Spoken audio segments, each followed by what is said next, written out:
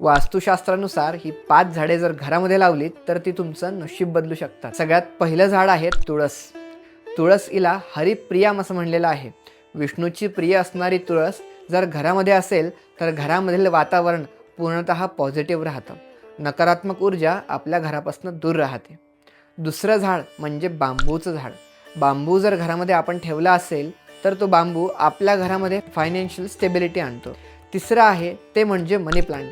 याच्या नावासारखंच हे झाड जर आपण घरामध्ये लावलं तर आपल्या घरामध्ये येणारी लक्ष्मीचा ओघ वाढतो आणि घरामध्ये वनचर्या वाढते।